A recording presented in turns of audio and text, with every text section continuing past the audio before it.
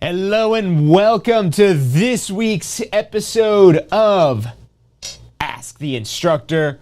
My name is John Christman. This show is brought to you by the Tampa School of Real Estate. We're here every Wednesday to help you understand the technical side of the real estate industry. And I know a lot of people looking to get into real estate are interested, maybe not in selling real estate, but maybe in investing in real estate. It's not all that different. It's not all that different because the key component is understanding real estate. And your real estate license, that's just another conduit to earn money. You don't need a license to invest in real estate, but you usually need money to some degree, to some capacity. I'm not here to say there isn't no money down investing available, because it is. I've done it. It was just took me like 20 years to come by it. I learned of the concept, and eventually, almost like 20 years later, I was able to take advantage of the concept. But you shouldn't have to wait just for the stars to align to find that right deal. Being able to amass larger reserves of cash puts you in a situation where you can invest. But now, how do you invest? What is that common knowledge that if you're already an investor, you might already know about a cap rate? Maybe you don't, because, I mean, you can make money without knowing what a cap rate is. That's why a lot of times a real estate investor will hire the services of a knowledgeable real estate professional who can help guide them through the knowledge and the numbers to understand whether or not this could be a profitable endeavor. And so you could be that professional even though you don't have the means or the wherewithal to actually invest yourself. You get a real estate license and help broker deals with investors. And that's why you would want to know how to calculate a cap rate, because that's going to be essential. And not just knowing how to calculate it, because your investor probably could calculate it. It's really not that hard. All they got to do is watch this YouTube video, and you trust me, we're going to learn how to calculate cap rates today if that's what you're here to do. This might also be on your real estate exam if you're getting your real estate license, because this is expected to be known by the Florida Real Estate Commission, so they expect you to understand how to calculate a cap rate. You might be able to skirt by on the exam and miss this question, but this is ultimately part of the syllabus of the items it is they want you to know, because there's lots of investors out there that you could help. And if you could help them understand these numbers and understand at a deeper level, not even just how to do the math, but what these mean to this particular property and also how these can be manipulated. Because, you know, maybe you just have done house flipping or some sort of real estate flipping, not even just limited to houses, but some sort of flipping. And the flipping banks on the price going up. Well, the price going up is good in all situations, in all scenarios. It's pretty much never a bad thing for your price to go up. So that's always good. And as of recently, that's been something that's been pretty reliable, especially if you're here in Florida. It's been very reliable and appreciating at a faster rate, and that's driven by a lot of the supply and demand factors, where there's a lot of demand for Florida real estate right now. And that demand continues to grow as more and more people want to live in Florida. Word's out that this is a pretty cool place to live, and we've got people coming here every single day. And these people need a place to live. So whether you're providing that place to live in the form of a rental, or you're helping investors provide that place to live in the form of a rental, or if you have a real estate license, you could also help people buy these homes as well. Your real estate license allows you to do so many things, but whether or not you want to be a real estate investor or not, you do want to understand cap rates. Maybe not as deep as we're going to go into today, but if you're looking to get into real estate investing, if you're looking to take advantage of the additional resources and capabilities and tools and technologies and opportunities that you'll just be faced with by having a real estate license, well, today is the episode for you. So let's go ahead and get into cap rates. So a cap rate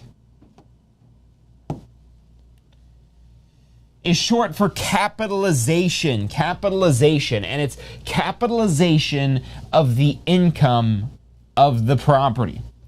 So say we have a house. We're just going to think single family, one unit, one property here, and this one property could generate, let's say, $1,000 per month. If you've got a house that could generate $1,000 per month, times 12 months,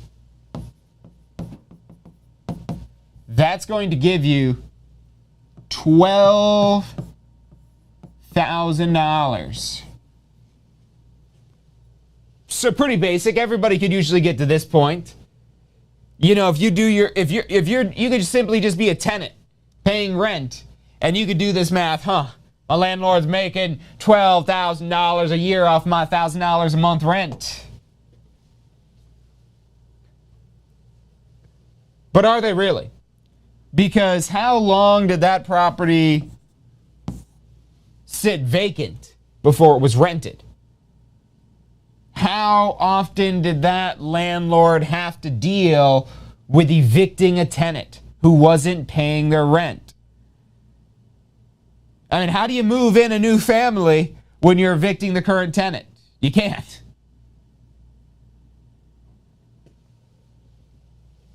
And so you're not necessarily guaranteed this $12,000 a month for a multitude of circumstances. And what we call this is your PGI. And PGI stands for potential gross income. So that's PGI, potential gross income. I want to go to get our Facebook and our YouTubes loaded up here. Let me know where you're tuning in from. If you've already got your real estate license, are you a real estate investor? What do you want to learn today about cap rates? What is it that brought you to this week's episode of Ask the Instructor? We're here every Wednesday. If you're a regular subscriber, welcome back to the show. If you're not a subscriber, hit that bell icon, or better yet, go to tampaschoolofrealestate.com and drop in your email, and we'll actually just email you. You'll get VIP access, first access to the stream to get notified whenever it is that we have new videos, new articles, new information to help you grow a real estate business. So if you're at all interested in making real estate part of your portfolio, I would definitely consider understanding this at a professional level rather than just as a consumer. Because if you want to be serious about investing in real estate, it takes a lot of knowledge. That's the thing that holds most people back. It's usually not the money. Because there is no money down investing out there for the people who don't have the money to put down to invest in real estate. If you've got bad credit, there's creative ways you can invest in real estate. And you might say, but how? Well, that is the question. But how? These ways are out there. And look, I'm not here to talk about the unicorns that are no money down investing, because it is possible. It's just when you have money, you'll have way more opportunities. But what if you don't have the money? Having a license also gives you additional opportunities. All right, so we got the Facebook and the YouTube loaded up. Yeah, thanks for tuning in, Michael. Glad you're enjoying this topic. This is something we've actually talked about quite a bit in previous shows. But it's actually, I was thinking about it today. It's been a while because we've talked about cap rates a lot. But it has been a while since we've covered cap rates. So if you have been tuning in, and if you're new to the show, welcome. We're here every Wednesday. Make sure you're subscribed, as well as Fridays for State of Real Estate, where we're talking about growing your real estate business. But look, whether you're looking to invest in real estate yourself or help investors, you'll definitely want to understand this information. So PGI, again, that is potential gross income. $12,000 a year, but that money is not guaranteed. That $12,000 a year is a maybe. That's a best case scenario if it's rented 100% of the time to 100% paid. No late payments, no collection losses.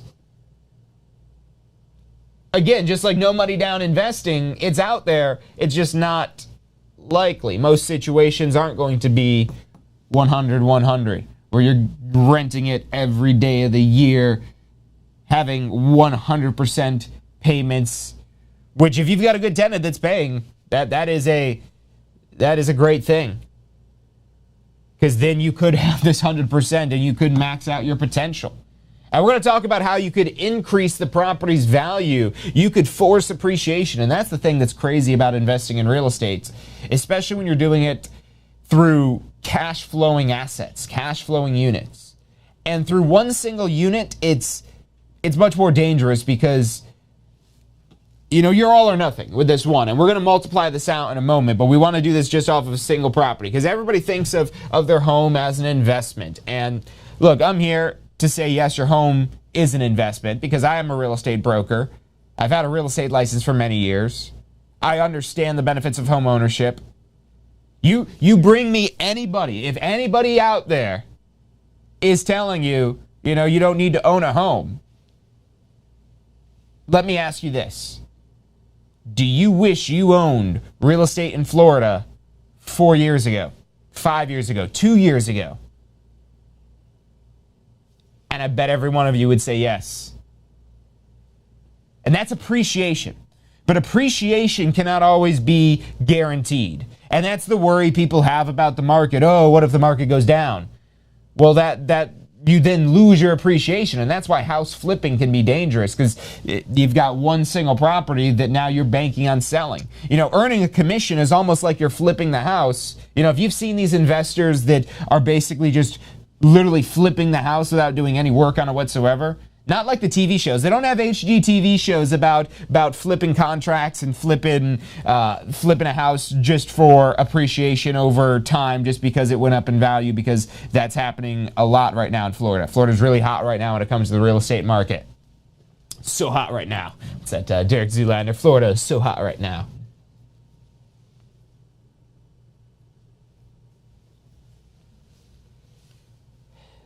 So we'll talk more about multifamily and multiplying this out in a moment. But let's break this down, because again, we're living in fantasy land here at $12,000. Maybe. It's a maybe. But you can't live in fantasies, just like you can't always expect the market to appreciate at a rapid rate. And that's why you've got to understand the cash flow side of real estate as well. And that's important whether you're actually doing real estate investing for cash flow, or you actually want to understand an exit strategy that could be cash flow. Just in case you do have to hold a property, it's not ideal, but what if I told you you could be paid to hold it? Maybe that's not such a bad thing. Would you rather take a loss because you have to sell it, or would you rather be paid to hold on to it? Meaning you're getting positive cash flow money in your pocket. If anyone's researched like the BRRRR strategy or anything like that, this is exactly one of the key numbers you need to understand to be able to do the BRRRR strategy. Or, I mean, honestly, you could do the BRRRR strategy without knowing this, if you understand the principles of the BRRRR strategy. But knowing this number will help give you a better basis to compare different opportunities. Because when you want to do this at scale, it's no more, it's not just about getting lucky anymore. It's about knowing what you're doing. It's about making a business out of it. Not just, you know, I'm going to go flip a house and make some money.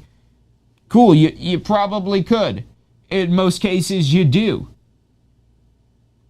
But if you don't know what you're doing, if you don't run the numbers right, and the numbers are off, you could end up losing money in any type of real estate investment. And so that's why these calculations like this are super important. But let's get down to the next level. We're kind of trying to get down to reality. We're trying to bring this down to reality right here. And that's why we need to get down to the EGI, the effective gross income. And the effective gross income is ultimately going to be determined by our vacancy and collection losses. So when you're calculating investment real estate, you want to calculate vacancy and collection losses. We'll bring this one back in just a moment here, but I want to put this up so we've got some clear space to work out some vacancy and collection losses.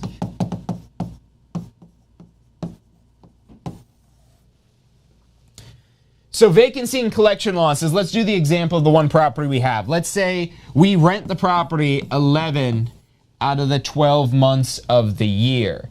11 out of the 12 months. So 11 months of the 12 in a year. So 12 months in a year, and we rented out 11, meaning we had it vacant for a month. Is that going to happen? Well, I mean, if you're just getting the property on the market, I mean, yeah, the market's really hot right now. Florida is really hot right now, don't get me wrong, but do you have knowledge in getting a tenant in the property? Because this is your first time doing this and you've never got a tenant placed in a property before. It might take you a month, maybe 2 months, maybe even longer. Who knows? Again, not knowing, the lack of knowledge can be the biggest disadvantage you can have, and it's the easiest thing you can overcome in the information age. The key thing you got to look out for, though, is trusted, good information. We're an actual real estate school here based in Florida. We teach this as the Florida Real Estate Commission deems this topic. So this isn't just some like real estate guy on the internet. I'm like, hey, look at my Ferrari, guys. I'm not here to like flash a car or a house or anything like that. I mean, yeah, this room looks kind of cool, but this is for like acoustic treatment and whatnot. So there's a purpose to it. And yeah, this board's kind of neat. I got some cool toys in here, don't get me wrong. But it's all just to help deliver this information more effectively. Because again, we know that's why we started these shows, to help you understand what isn't necessarily covered this in depth in the classroom. Yes, we do teach cap rates, but in that pre-licensing course where it's a requirement to get your real estate license, among the million other topics it is that you could potentially have to know for your exam, there's only so much time to go into this topic. And that's literally why we started Ask the Instructor way back years ago. So let's get back to calculating our vacancy and collection losses here. So 11 months out of the 12 in a year were rented. That means 1 month out of the 12 were not rented. So what we want to find here is basically doing 1 divided by 12 so we could calculate how much in a percentage, if we're expecting maybe for an annual lease, and it's hard to come up with these average numbers when you're dealing with just one unit, and that's why one unit it's a great place to start out, but it's not a place that you want to stay, because as soon as you get to multiple units, this becomes more of a business where these numbers are going to be much more tweakable, where you can almost dial the knobs for them. So if we take 1 month, divide it by 12 months, that gives us 0.083. So we're going to say it's about 8% vacancy and collection losses. That's what we're going to assume. Could we have 2 months? Yes, and that's why you want to have the calculations of your actual business here. And if you're just getting started with investing, maybe you want to run these numbers as the first time that you're doing. Again, you have maybe no experience, so you want to see maybe it's going to be 1 month. Maybe you run it for 2 months. Maybe worst case scenario, you're figuring it's going to take you 3 months to get it rented. Can you stay in the green? Do the numbers still make sense? This is how you make sure where you could almost guarantee, all but guarantee your success in this investment is if you run the numbers enough and if your numbers are accurate. Now, if your numbers depend on speculation of the real estate market, there's a lot of things that are based on speculation, the stock market, cryptocurrency, and people make a lot of money through these different avenues. But people also lose a lot of money very rapidly through these avenues because it's based upon speculation. We're not talking about speculative investing here. We're talking about cash flow. People's places it is that they're living, or you could be renting office space or a multitude of other things, but let's just talk about where renting a house. People need that house to live. They need to make sure their rent is paid. They need to make sure their mortgage is paid if they own the property. But if they're just renting, they need to make sure their rent is paid. And there's very strict eviction laws here in Florida. Granted, evictions are not always as smooth as a landlord may want them to be, but there are strict eviction laws in Florida. And they're there because if nobody was paying rent, that's dangerous for the entire economy. It'll take the entire economy down, potentially. And that's why when there was so much back and forth about the moratoriums and all the other stuff, when you actually run the numbers and do the math, the decisions that don't make sense emotionally might make sense more logically. But we're not here to talk about whether or not you've got to evict somebody, because if you screen a good tenant, you shouldn't have to worry about that. Shouldn't, but it can't be guaranteed. So let's say we've got 8% vacancy and collection loss. What that means is that out of this $12,000, let's get our calculator back here.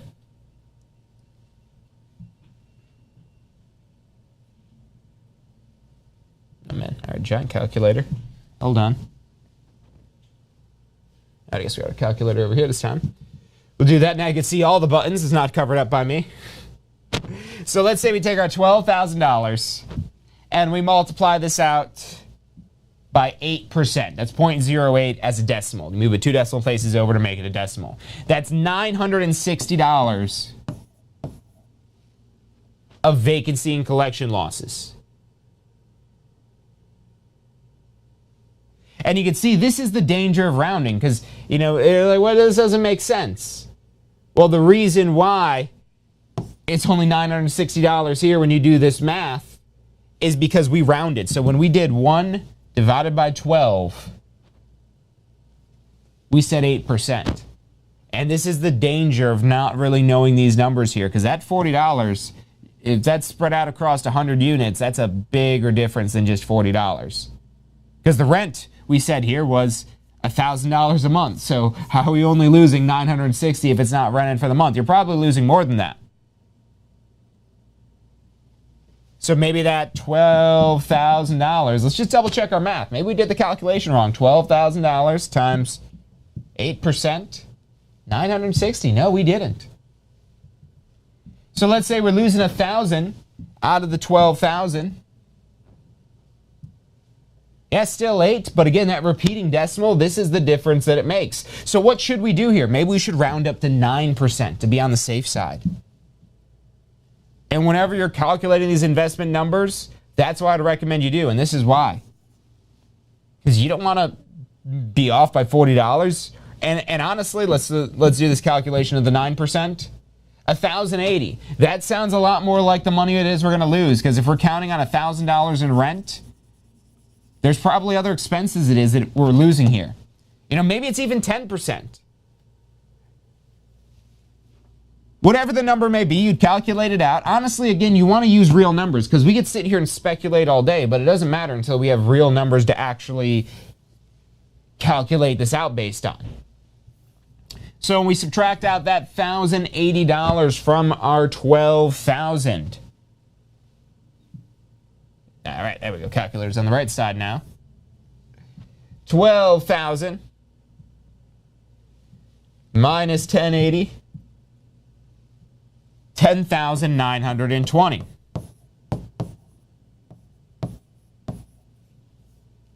So 10,920 being our effective gross income.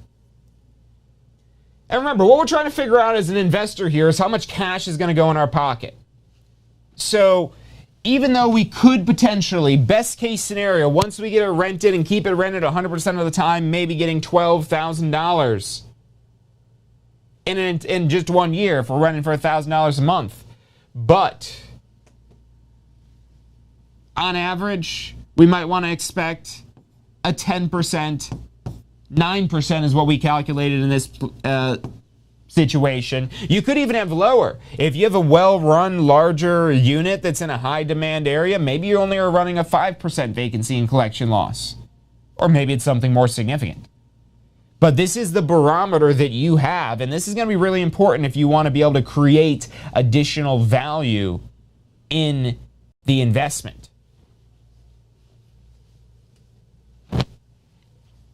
So this 10,920, that's what we effectively could bring in, almost $11,000. But that's not what it's gonna hit our pocket. That's not the case, because if you could go out there and buy a house and get $10,000 in your pocket every year, well, why wouldn't you be doing that? If it was that easy, just go buy another house, get $10,000 in your pocket. That was what drove the housing crisis back in 2008. And not really necessarily that. That was the byproduct of all the fraud that was allowed to happen in the mortgage sector that basically kept driving up demand, even though people weren't actually living in any of these houses. They were just buying houses because that's what you do. You'd buy a house, it'd go up $10,000, you'd make $10,000 a year. Maybe it'd go up $20,000 because property values were going up so fast. But now, being that you have to actually have some sort of documentation or some sort of income or some sort of numbers to actually back up your finances to get a loan, we're in a lot different situation of where we were then.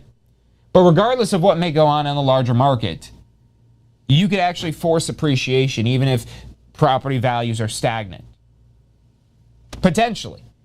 We're going to do the math today. Just like you could go out there and there's math about how time travel is done. Now we're a lot closer. We actually can force appreciation. There's landlords out there that are able to force appreciation of the property's values through manipulating these numbers we see before us right here. That's all you've got to do to create property value when you're dealing with investment multifamily real estate. Single family, banks don't look at it that way, but it's the same concept. But once you get above 4 units, that's a different game for most banks. And you get into hundreds of units, that's a completely different game for banks. But the same concepts throughout, whether it's a single unit or 1,000 units, these same numbers are across the board, and very important understanding rental real estate. But what's the one thing it is we're leaving out here? The one thing it is that we don't have in this calculation for, again, what cash is going to be hitting our pocket. And if you don't give me a category, there's probably a multitude of different things it is that you can imagine could be getting in the way. And what we call all those items are operating expenses. So let's say in this case, let's say it's costing us maybe $4,000 a year to maintain this property. What could that $4,000 in operating expenses be? And it could be higher than that potentially. But we're only talking $1,000 in rent. So in Florida, that's not going to be much real estate. Actually, compared to a lot of other markets, it's a lot more real estate. But compared to what it used to be here in Florida, back before all you outsiders came into our land here. Now, come on down. It drives up our property's value. So please, please come to Florida. It's a great place to live. Anyways, the $4,000 here, let's say that's our operating expenses.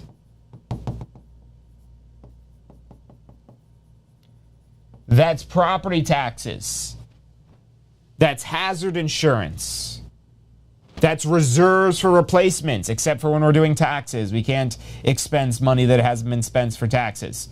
But if we're calculating for investment purposes, reserve for replacements, as well as actual replacement cost. And so let's say we take that out now.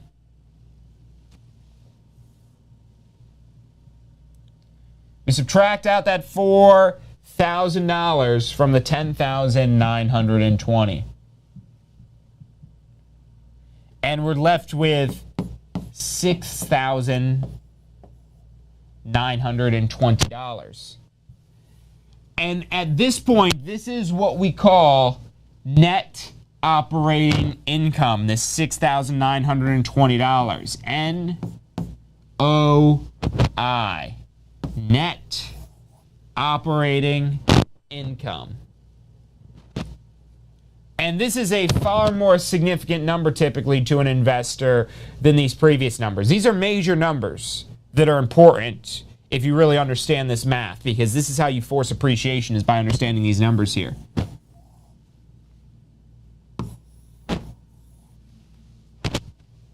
Because here's how you force the appreciation. Before we show the math about doing this, here's what you could look at this as an investor without making any repairs to the property potentially.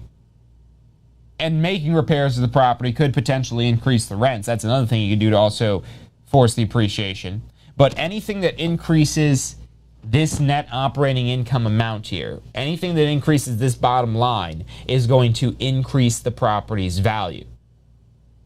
So if we could potentially get lower vacancy and collection losses. Now, if you only have one unit, you're not doing that bad of a job if you're renting it 11 out of the 12 months of the year. So don't expect it to be perfect. But if you see that it's only renting 5 months out of the year, well, what's going on here? Why is it only rented 5 months out of the year on average? Let's get it rented all the time if we can, but at least maybe 11 out of the 12 months. And you do that, you could increase your effective gross income. Let's say you say, wow, $4,000, what are you spending all your money on? Because maybe you see ways when you look at the details to cut expenses or reduce expenses or increase efficiency. So what are you doing that's going to either create this number to be bigger? Because if we could raise the rents, that's going to affect all of these numbers. But let's say we don't even touch the rent. We can make sure it's rented more. We could see how we could cut the expenses. And that's going to increase your net operating income. Your net operating income is exactly what directly creates the value. I'll stay over here, actually. So what we want to do now is capitalize this income, and that's where a cap rate comes in. So let's say this house here that we're potentially going to rent for $1,000. We want to maybe rent it for $1,000. Let's say that this house, this property is available for $100,000. We'll show you how you find this value, but you're going to need a cap rate for the value. But let's say you're not dealing with investment numbers. You're just looking at a single family home and you're like, I bet I can make some money. I've always wanted to be a landlord. And this is what it starts out with. $1,000 times 12 months. Wow, I could make $12,000 a year. And then you go down the rabbit hole. Okay, I can make $7,000 a year. But is that a good use of my $100,000? And where do I get that $100,000 if I don't have it yet? How can I use financing for that $100,000 if I don't have it yet? How do I secure the right type of financing so I don't get foreclosed on for conducting this property as a rental? Those are the types of the questions that are important to understand the risk fully. Any investment is going to involve risk, and the thing is that risk is mitigated through knowledge. Through knowledge, through access to additional opportunities, you could mitigate risk. But let's get back to the knowledge part. You want additional access to other opportunities, get your real estate license, because you'll have more ways to monetize your customers if you have a real estate license. Even if you don't do the business, just refer it out to somebody who does. You need a license for that. And that's, again, increasing your opportunities. So worst case scenario, you've got options to potentially get yourself out of a bad deal if you are actively investing in real estate. We've got a lot of investors that do come to Tampa School Real Estate to get their license. And we do teach this stuff in here.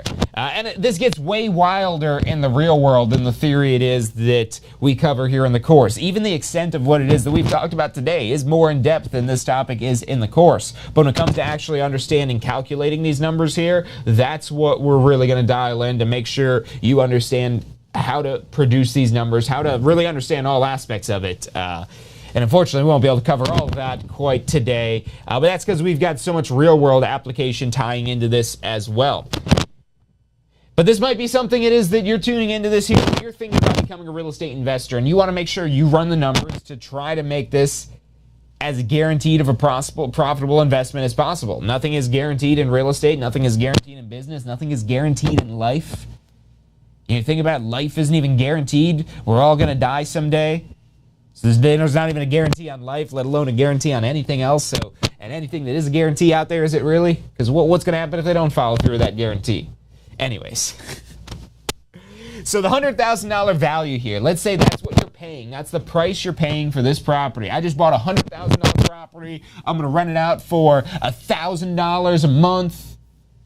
I'm going to cash flow $7,000 a year. Well, not really, because we haven't factored in, unless you're paying cash. If you're paying cash, you would be cash flowing $7,000 a year potentially here, if all these numbers check out, if all your calculations are right. If you're over here talking about these are the numbers, these are the calculations. It's like almost like you're trying to solve time travel or how to go faster than the speed of light, or all these little calculations that are, much more advanced than anything it is that we're doing here, but it's the same concept. We can't time travel until we have the math for it, apparently. I go back and watch Back to the Future, and I'm like, why don't we have this? We have all this technology, why don't we have this? And apparently we just figure out the math for it. That was apparently news. So nothing is possible until you do the math, even real estate. You want to make millions in real estate? You can. But if you haven't done the math on it, you're going to have a harder time figuring out what it is you've got to do. And so knowing this math, knowing the numbers, running the numbers, as they like to say, super important. But let's talk about capitalizing this. This is where the Irv triangle comes in. I over R times V. We've got the value. We've got the income. Value of $100,000.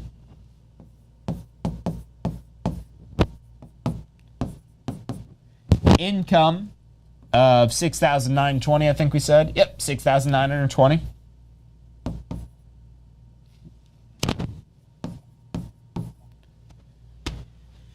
And what we're looking for is the rate of return. This is our cap rate. So this is how you calculate a cap rate. And what we're doing basically is top divided by the bottom. 6,920 divided by 100,000. Let's grab our calculator again. Although you could probably do the math. Ooh, I don't know why we don't want Canva. No. Yeah, this board is all over the place today. Hang in there, though. Maybe we'll just leave the calculator up. Could draw over here. That'll be good enough. So 6,920.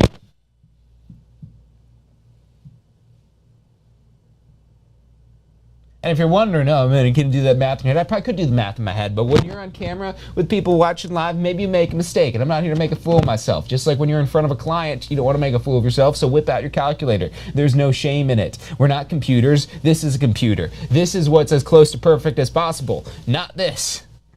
So 6,920 divided by 100,000 is going to give you 0.0692. And you might be saying, John, it's all about moving the decimal places. Yeah, but what about when the numbers aren't this simple? Because we're using fake numbers here. And you should never really be using fake numbers. And also, I've got to stop talking, apparently, to put this down correctly. So 0.0692. We're going to move. No, I had it right there. Okay. There we go. 0.0692. It really threw me off when it shifted all around. We're going to move 2 decimal places over, 6.92%. And that's really all it is that we're doing over here. We're basically just canceling out zeros. We're moving over decimal places. So that's how we end up with a 0.0692. But these numbers don't always look this simple where you could do little tricks like that to get to the answer. And so that's like where I always like to show how to do this calculating on the calculator. So 6.92%. That is your potential cap rate. And what that means, and this is why I wanted to keep the number simple, is because that's almost 7%, just like this is almost $7,000. Because this $6,920 is 6.92% of $100,000. And that's what we just calculated out right there. That is your cap rate, capitalization rate. And this is what we use to determine the value of the property. And so what we're going to do is we're going to develop a plan. And this is how you force appreciation. So I know we're almost out of time for today, but I do want to show you how to force appreciation because it's a really neat topic. Let's do this in blue. Let's adjust some of these numbers. Let's go in here. Run the risk of the board jumping all over again, but it'll be worth it. So this $1,000 a month, you know, if you're coming in here and you're looking to add value to the property, if you're adding value, of course, you're going to be adding to the rent. So let's say we bump the rent $100. Let's say we bump the vacancy and collection losses because we're running multiple properties and we're now getting 5% vacancy and collection losses. So 5% on our new rent. So we add the extra $100 in, we're now getting $1,100 a month times 12 months.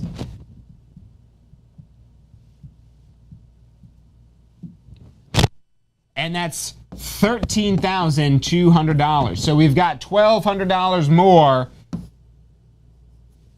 than our PGI previously. So from $12,000 to $13,200. That's the power of that extra $100 a month. Now you could probably get that far because even if you're just a tenant and you've never ever thought like a real estate investor, all you've got to do is do this math. $1,100 times 12, or the extra $100 times 12. Oh, the landlord's going to get an extra $1,200 a year out of me. But, you know, if you're increasing amenities, imagine this is a larger apartment community, you have a lot more capability to do something like this because maybe you've improved the amenities for all of the units and now you're spending money, but it's maybe putting in a pool if the community has no pool, or improving that pool if it's in bad shape, or adding a gym, or all these little things like that that could be additional amenities that could be worth money. A lot of different things like that you'll see different apartment organizations do to increase rents, to essentially justify the increase in rent other than just market appreciation. Because market appreciation can impact this as well, but when there's not market appreciation, or even if there is, you could always force the appreciation through maybe increasing the amenities. And let's say, again, we're going to cut this down to 5% vacancy and collection losses. So 13,200 times 5% gives us $660.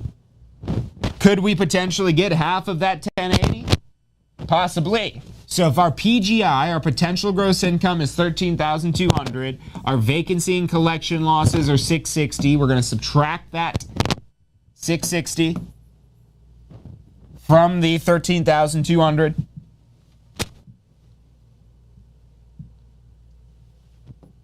And again, don't be afraid to use your calculator. You don't have to be a math genius. We're not trying to solve time travel or anything like that. We're just trying to make some money. Use the calculator. It's a great tool for that. So that's going to give us now $12,540.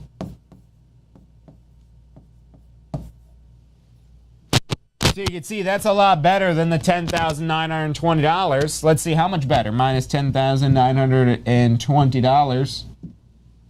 Wow, now we're up $1,600.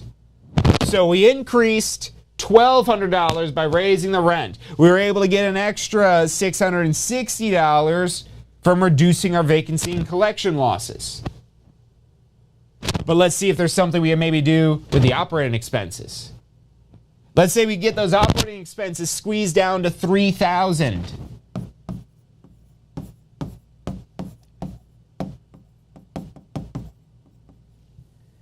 So our $12,540, that's our effective gross income. How much we're effectively bringing in.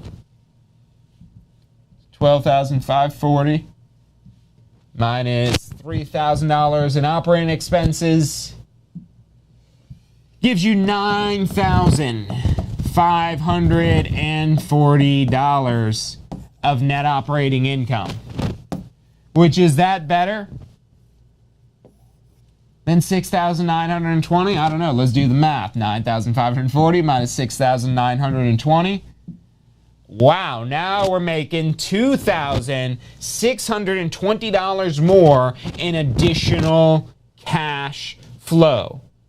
Now, this is before a mortgage, because we don't factor in mortgage or financing expenses or personal taxes or any business tax obligations on operating expenses. This is just strictly whatever is related to the property. So it would be property taxes, but not your business expenses. Just your property operation expenses. So there could, again, be additional money before this hits your pocket. But if we're able to add $2,600, if we're already getting $6,920 and we get to add $2,600 and now get $9,540, what is our property worth now? If we've got $9,000, I'll put that bigger because that's a big number. That's a big increase there. $9,540. And that's, again, our net operating income. And let's say we're trying to find, let's draw this IRV triangle one more time. I over R times V. In this case, we want to know what is the value of the property now. We're going to keep our rate of return the same, which the rate we calculated before was 6.92%. We're going to keep that as our basis to figure out what is the value if we keep that same rate of return, but now our income has increased to $9,540. And we're going to do top divided by the bottom number. And that's going to give us our value right here. So we have the income, we have the rate of return, so we're going to calculate the value. Income divided by the rate of return, so 9,540 divided by, and we got to convert this to a decimal. So just like when we calculated the decimal before, it was 0.0692. So we're going to drop it in our calculator like that, 0.0692, and now our property is worth $137,861.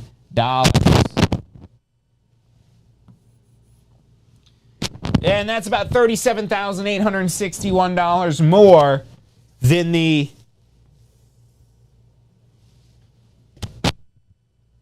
what do we have here? The $100,000 we started with for our value.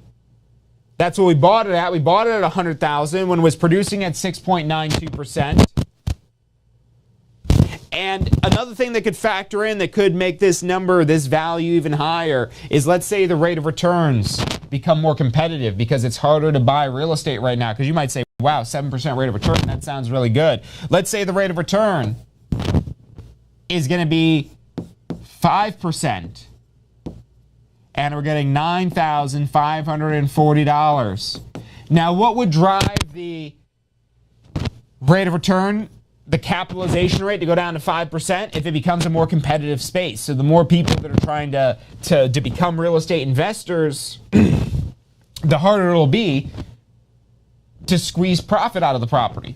So Now you might be expected to only have a 5% cap rate.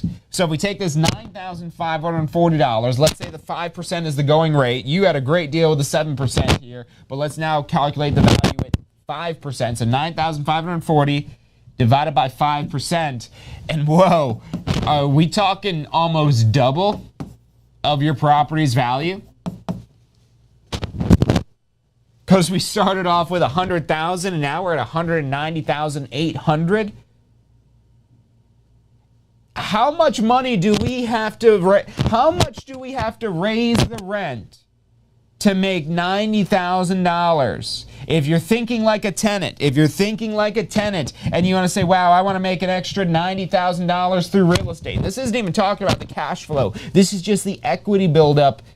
Given this scenario, is this expected of all real estate? Of course not. Don't be stupid. Don't go out there and don't run the numbers on real estate. Go run these numbers. You have to run these numbers to run out these plausible scenarios so you know where you could potentially land. You want to shoot for this, but you've got to understand where you might fall if you don't necessarily get this unicorn type of situation we could potentially calculate out here.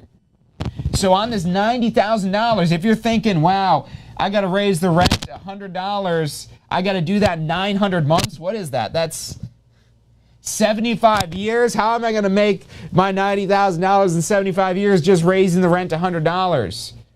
And you can't think of just the rent. You got to understand the capitalization. And that's exactly what this math is about here. It's not going to take 75 years to get $90,000. You could do this in a year maybe.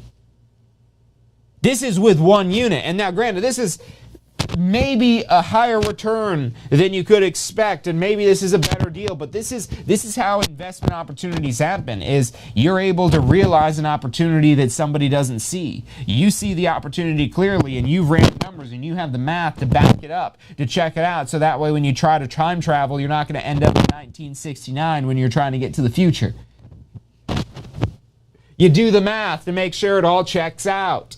Or have somebody do the math for you. Maybe go on YouTube, watch some guy wave his arms around and talk about how important this math is. Or hire a real estate professional that understands how to calculate this math themselves. Or become that real estate professional that understands how to calculate the math themselves. So that way you could bank up some money from selling properties and earning commission on that, to then invest in real estate yourself, because you'll have cash reserves and you'll have immensely more opportunities, I promise you, with cash reserves compared to no money down investing opportunities. So if that's the way you've been trying to break into getting into real estate, try this route maybe instead. Keep looking for the no money down opportunities because they're out there. Don't throw away that knowledge that you might have, but now get another opportunity, a real estate license, to further monetize this industry for you. So we're making maybe, again, we're potentially doubling the value here. Is that possible? Absolutely. Is that probable? Maybe not. And actually, honestly, I will say it is probable. It's just a question of when. It's just a question of how long is this going to take? Is this going to take a year? Is this going to take 10 years? Because whether it's you increasing the rent, either you increasing the rent or you increasing the efficiency of the organization, those are the items that drive the value using the income approach. And again, if this becomes a more competitive space, or maybe you're able to acquire something at, let's say, a 10% cap rate, and then you're able to sell it off at a 5% cap rate, which a lower cap rate is less desirable to investors. Because would you rather pay $190,000 or would you rather pay $137,000 for the same $9,540? And that's why this cap rate is lower here, because you're paying more.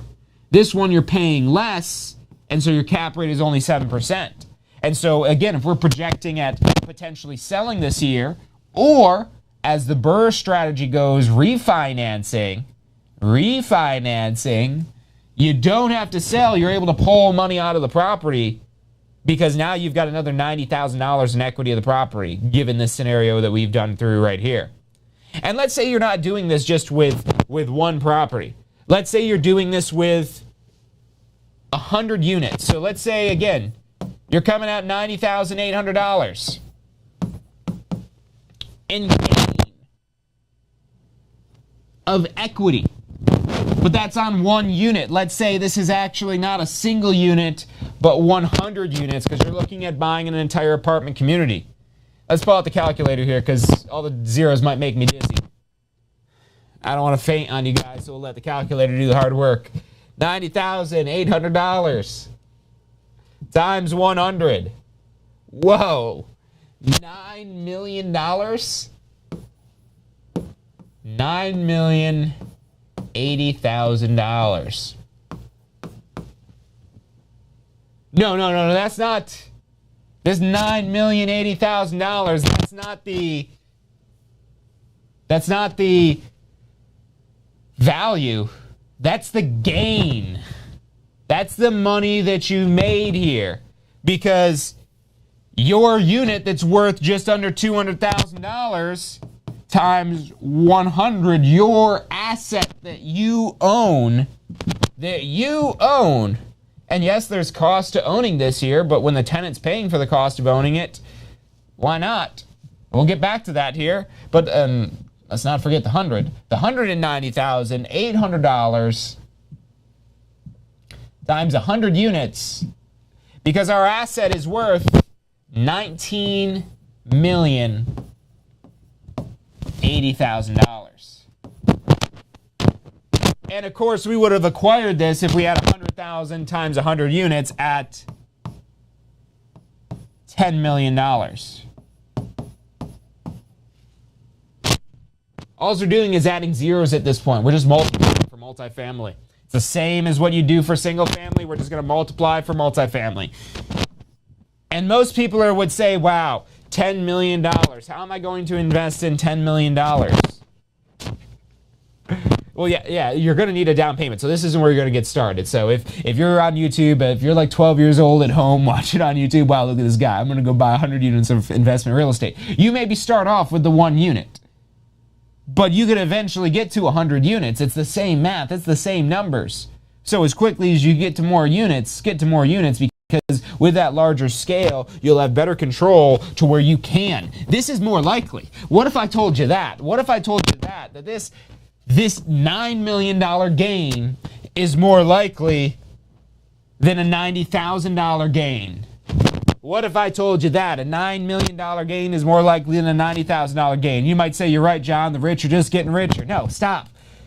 That's not what's going on here. I mean, yeah, it is, technically, but this is why. Pay attention to the why. Don't complain about what's happening. Figure out how they're doing it and how you could potentially do it. Because maybe you can't do it with 100 units, but you could do it with 1 unit. You could do it with 1 unit. But the issue is with trying to make that $90,000 gain that we're talking about right here, when you only have 1 unit, that's going to be a lot harder to pull off. Whereas if you have 100 units, that's why it's easier to get the $9 million than it is to get the $90,000. Because the scale gives you the grace. And that's why the rich do get richer. Because when you have scale, when you have additional resources, when you have additional opportunities, when you decode what it is that the rich have that causes them to get richer, a big part of it, least common denominator across the board, real estate. Real estate. In some capacity, maybe in investing with these calculations we're doing today. Or maybe just through an individual homeowner that's able to take advantage of appreciation. And maybe they've got some equity in their property and they don't know what to do with that equity. Maybe they want to go buy a boat. I mean, that's cool. Yeah, go buy a boat. But how about buy some investment in real estate? So when that boat loses all its value, you're going to get cash flow. Because let's not end without the cash flow. This $9 million is not even the cash flow. That is the equity gain, the increase in value of the property that you own. And when you're able to start doing this in multiples, you could gain equity a lot faster. And this is where investing can very much become a snowball, which is why you need to get started and push towards growing it, because you could snowball it into something. You could snowball it into $9 million. That could be nothing for you. But people don't start with $9 million. People don't start with that. They start with 1 typically, almost always. Almost always.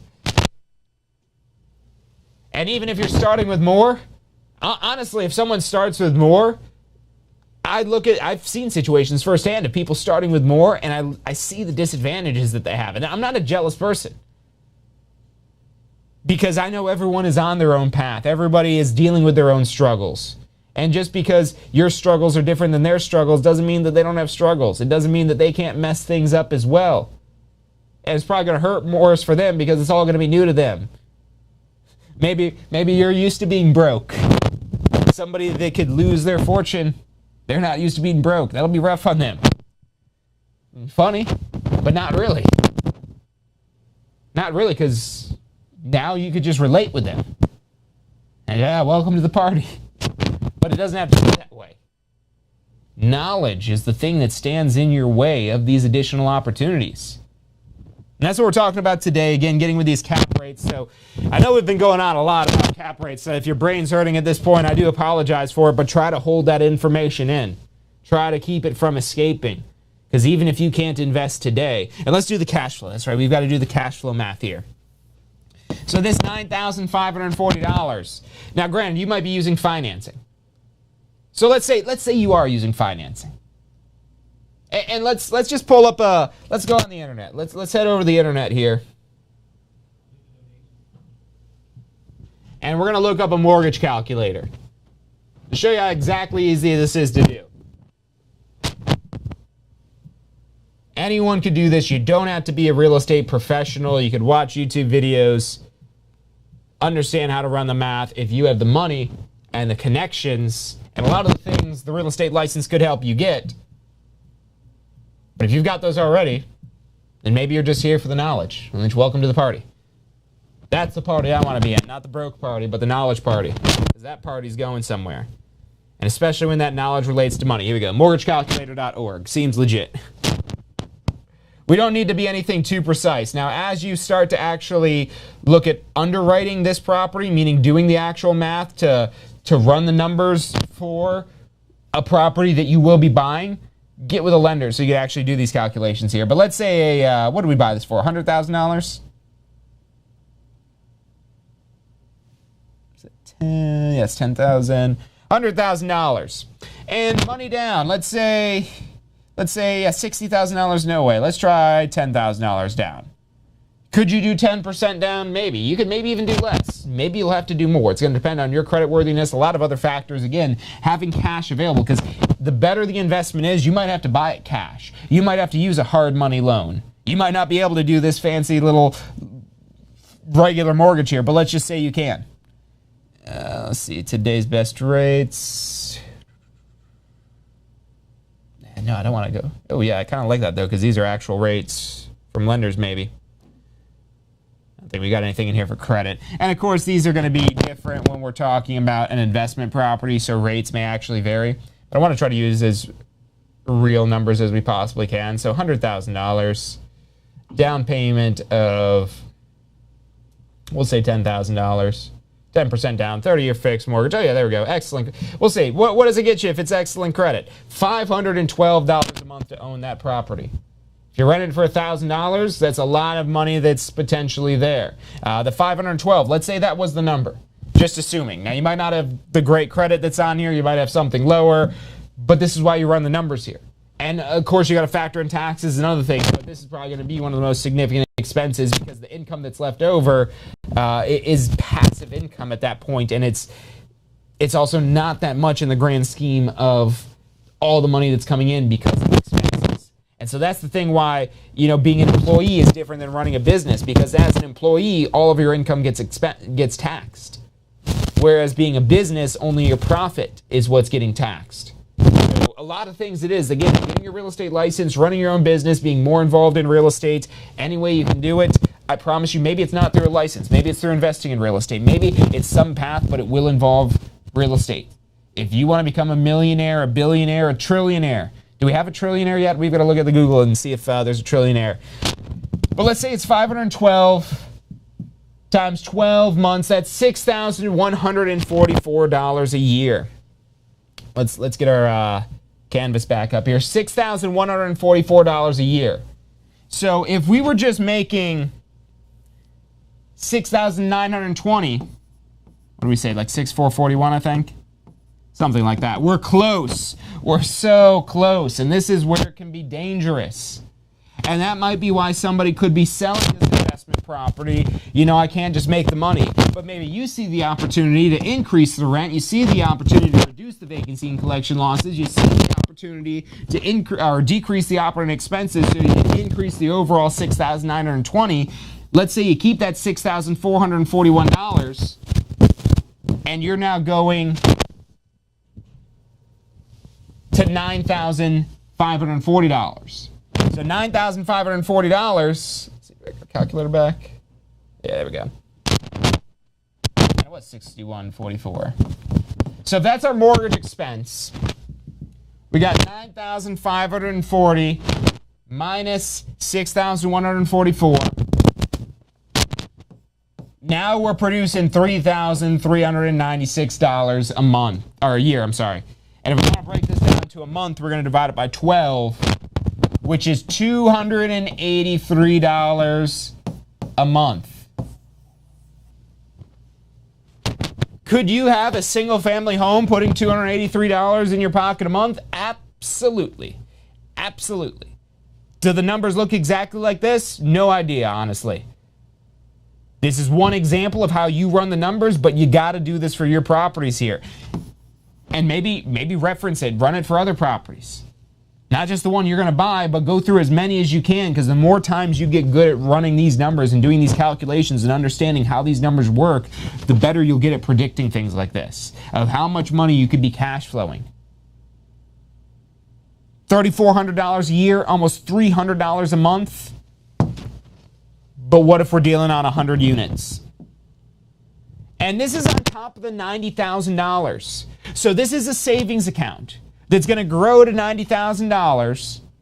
You put your down payment in it, it grows to $90,000, and you're getting paid compounding interest essentially at $283 a month. I don't know, I'm trying to use bank words. I'm not a banker, I'm not a finance person, so that might be all completely wrong of an analogy here. But that's basically what's going on. You open this account by buying the property, you have to put some equity in it. No money down investing, it's out there, but it's extremely hard to come by, so typically you're going to need some equity to get into real estate if you're not getting the full equity from the beginning. But you're able to potentially force appreciation or just rely on market appreciation. In this case here, we've calculated out $90,000 of a gain. This might be a year, this might be 2 years, this might be 5 years it takes for you to squeeze that out here. When all we're talking about is raising rents $100, I don't know, maybe that's a year, potentially 2 years. And again, this also relies on the market becoming more competitive. So that's maybe market speculation. But as more and more people want to move to Florida and it takes a while for these properties to get built, you know, this is a much more realistic, this could even be a high cap rate depending on the area it is that you're looking at and the properties that are available. And if you're doing this on 100 units, you're producing $28,300 a month. Now, $283 a month, that's probably not quit your job money. But $28,000 a month, because everyone speaks in annual terms, so let's talk about what your annual money could be. $339,000, which, yeah, I mean, you're not making $1 million a year yet. But if you've got this business running itself for these units, this could be $339,000 of passive income per year that you're getting. $28,000 a month checks after expenses. Now, granted, how are you doing that? How are you getting paid $340,000 a year? Well, because you own $19 million worth of real estate, based on these calculations that we've been going through today. If you own $19 million worth of real estate, that's $339,000 that we've calculated out here after you pay your mortgage. Now, are you going to pay some taxes on this? Absolutely. Yeah, that's money is going to...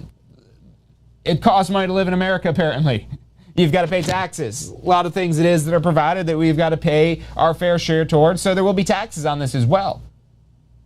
But this is just 100 units, and if you get to 100 units, you can get to 1,000 units. And if you get to 1,000 units, you get to 10,000 units. There's billions of people in the world, so do I need to go on all the way up to billions? There's got to be at least 1 billion places to live, to some degree. Maybe not single-family homes for all of those there. But probably like 1 million beds. Maybe not if we've got people doubling up in beds or tripling up in beds or whatever they got going on, maybe. But point being, everybody needs a place to live. They either got to buy it, and if you're an investor, you're not in the interest of helping people buy, you're buying. But But if you get a real estate license, you could help people buy, whether that be real estate investors trying to invest in real estate themselves. And that's a great way to learn investing in real estate, is by working firsthand with a real estate investor. Or again, maybe you're also just helping serve people. The fact that you're transacting in real estate, the fact that you have a license that gives you access to all these different tools and capabilities, the MLS, the Association of Realtors, the electronic lock boxes, investing in real estate licenses, they aren't required, but they go hand in hand so much. Whether you want to become an investor or you already are, either way, what are you doing? Why don't you have your real estate license yet? The 100-question multiple choice exam. Oh, but there's so much stuff to study and people don't always pass it. Yeah, absolutely. You don't study for this, it's going to be hard to pass. But honestly, even if you don't even get your license, we've had so many people come through our doors that wanted to come here just for the knowledge. They weren't even interested in the license. That's not the majority, of course. Most people want a real estate license when they come here. But we have had quite a few people that have came here, yeah, I don't really even care, get a license. And of course, we're like, well, get a license, because that's going to help you make a lot more money with these in some degree. You know, even if you're not practicing real estate, you could refer real estate business. Maybe you're not confident in doing this investment math for somebody yet, but you know somebody who does want to invest in real estate, and you could refer them to an investment agent who is good at doing math like this. They could help this person investing in real estate, and you earn a percentage of the commission from a referral fee. You do need an active real estate license for that. So if you want to get your license, maybe you got to do post-licensing so you can learn more about the real estate business, as well as that's your first renewal requirement. Maybe you want to get your broker license, or maybe you want to do your broker post-licensing where you'll learn more about running and operating a brokerage. Or maybe you just got to do your 14 hours of continuing education, or whatever advice or help it is that you're looking for as it relates to real estate. Call us up. Our advisors are standing by to answer any questions you have and assist you in any way it is that they can. The phone number is 813-333-2676. You can call us or text us at that phone number, 813-333-2676. You can also visit us online at tampaschoolofrealestate.com. And if you haven't done so yet, go to tampaschoolofrealestate.com. Put it in your email so that way you get notifications whenever it is that we have new videos, when we go live. If you're watching on Facebook or YouTube, you can also hit the bell icon, but I definitely recommend putting in your email. That'll get you VIP first access to any of this content. So definitely drop in your email at tampaschoolofrealestate.com. If there's anything we could help you with, again, 813-333-2676. Thanks everyone for tuning in today. Also, we'll have to check that out with the microphone. Sorry that kept making issues on you today. I'll have to get a new mic in here. So anyway, we could help you. Give us a call. Visit us online. I want to thank you all for tuning in today. We'll be back on Friday for State of Real Estate. Until then, my name is John Chrismo. Thank you for tuning in to this week's episode of Ask the Instructor.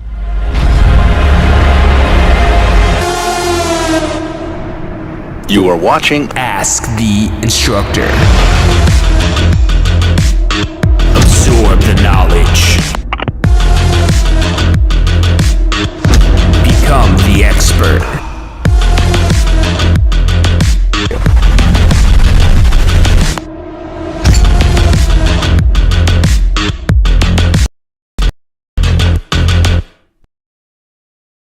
Are you studying for your Florida real estate exam? If you are, you need to check out our Pass First Try strategy. You're going to love this. It's 4 steps that we break down the process to study for your Florida real estate exam. So you're set up to pass your Florida real estate exam, because that's what you're studying for, right? To pass your exam. It's 4 steps. Number 1, you learn the information. You've got to learn this to be able to pass the exam, but it doesn't stop at learning. Step 2, you've got to reinforce the basic, simple, key concepts. As you learn this information, keep reviewing the simple things. You don't need to know everything, but you got to review these basic key concepts. Step 3, you've got to test your knowledge. The exam's going to test your knowledge, so if you don't test your knowledge in advance, you won't find out if you know what you think you know until you take the exam. And then step 4 is be confident and prepared, because even if you know this material, you need to be confident that you know the material. Check out the full strategy at passfirsttry.com. That's passfirsttry.com.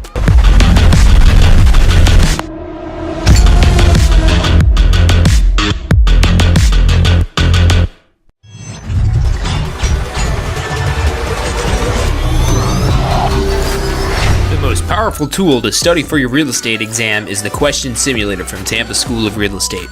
We've used our years of experience in preparing students for the Florida real estate exam to bring you the most powerful exam study tool available. In the Question Simulator, you'll be able to go directly to a particular unit so you can focus on the sections where you need the most practice. We have also included the percentages of each unit so you know which units are the most important for your real estate exam. Every question will immediately give you detailed feedback, which is almost always more important than the question or the answer themselves. After completing all the questions in a particular unit, you can go through question by question and review any that you've gotten wrong.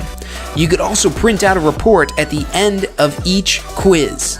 The Question Simulator from Tampa School of Real Estate is 100% mobile compatible, so you can practice with test questions anywhere you have your phone with you.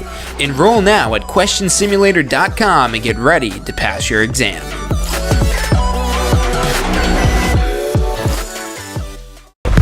Completed your post-licensing education yet? Look, I know you're probably thinking, hey, it's not my renewal deadline, I don't need to do post-licensing yet, but look, here's why you want to do post-licensing as soon as you've got your real estate license, as soon as you're able to take post-licensing. It's not just another course about arbitrary laws that you're never going to use again. It's about real-world, usable topics that'll help you grow your real estate business, to help you take it to the next level. Look, let me ask you this one question. If this course helps you close just one deal, if you get one extra deal from post-licensing, is it worth the investment?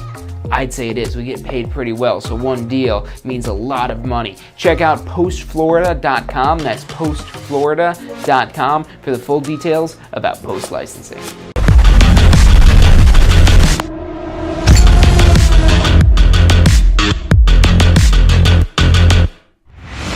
Hey, so if you're thinking about starting a real estate career, it could feel a little overwhelming sometimes. Look, that's completely understandable. That's why we're here to help.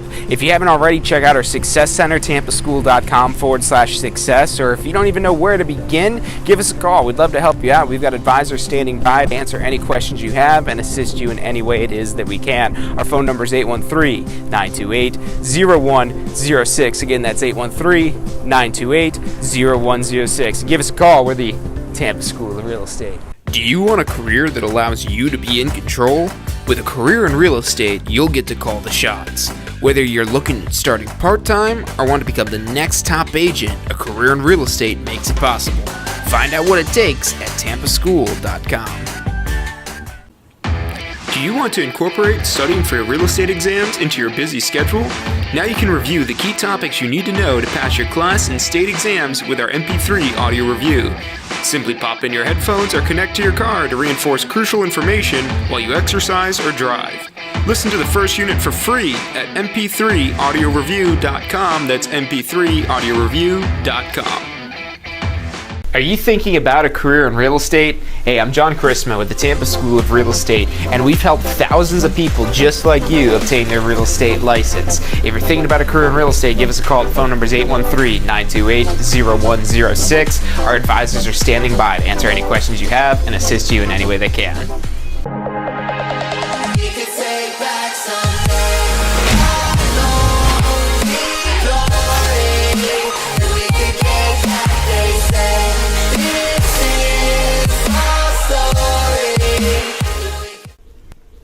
Hey, if you're enjoying the show today, which I'm sure you are, be sure to hit like, subscribe, post your comments, share with your friends and family. Thank you guys so much for watching.